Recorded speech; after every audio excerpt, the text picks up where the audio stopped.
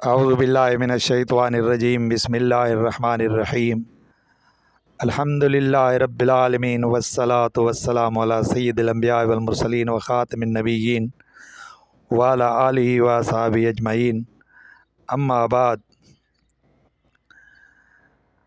پیارے دوستو، السلام علیکم ورحمۃ اللہ وبرکاتہ۔ فقیر فیض محمد سکندری پتافی الفیض چینل کے ساتھ آپ کی خدمت میں حاضر ہے۔ پیارے دوستو، آج میں آپ کی خدمت میں ایک عجیب و غریب نکتہ قرآن کریم کے بارے میں پیش کر رہا ہوں۔ قرآن کریم کے بارے میں رسول مقبول صلی اللہ علیہ وآلہ وسلم کا ایک اہم اور جامع ارشاد مبارک۔ ترمذی شریف کی ایک حدیث شریف ہے جس میں حارث اور فرماتے ہیں کہ میں مسجد میں داخل ہوا تو دیکھا کہ کچھ لوگ بعض مسائل میں جھگڑا کر رہے ہیں۔ میں حضرت علی رضی اللہ عنہ کے پاس آ گیا اور انہیں اس بات کی خبر دی۔ حضرت شیر خدا مرتضی علی شاہ نے فرمایا، کیا یہ باتیں ہونے لگیں؟ میں نے کہا جی ہاں۔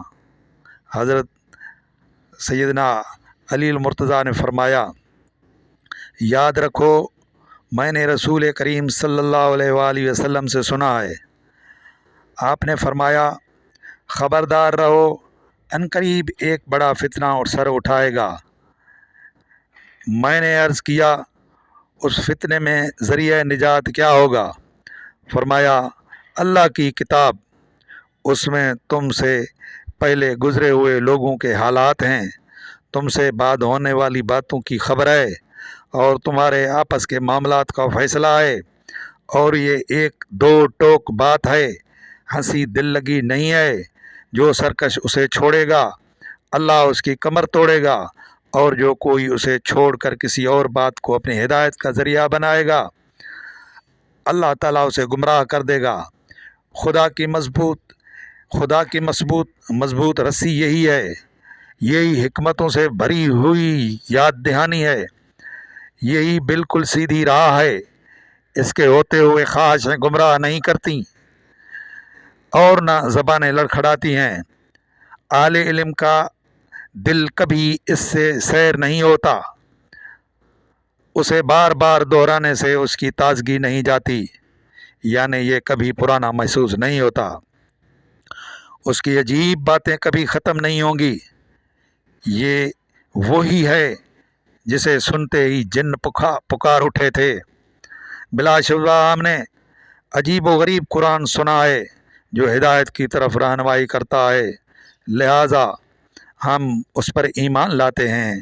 جس نے اس کی سند پر کہا سچ کہا، جس نے اس پر عمل کیا اجر پائے گا، جس نے اس کی بنیاد پر فیصلہ کیا اس نے انصاف کیا، جس نے اس کی طرف دعوت دی اس نے سیدھی راہ کی طرف رہنمائی کی۔ اور ان باتوں کو گرہ میں باندھ لو۔ ان مبارک الفاظ میں بڑی نصیحت ہے، خصوصاً ان باتوں پر غور کیجئے کہ فتنے کے زمانے میں قرآن ہی ذریعہ نجات ہے، کہ یہی ہمارے سارے قضیوں اور جھگڑوں کا فیصل ہے۔ اس کو چھوڑ دینا بہت بڑی سرکشی ہے، اور اس کے بعد انسان اللہ تعالیٰ کی مدد اور حمایت سے محروم اور اس کے غضب کا شکار ہو جاتا ہے۔ قرآن کریم پر ایمان رکھنے والوں کو قرآن سے منہ موڑنے کے بعد سوائے گمراہی کے کچھ نصیب نہیں ہوگا۔ وما علینا الا البلاغ المبین۔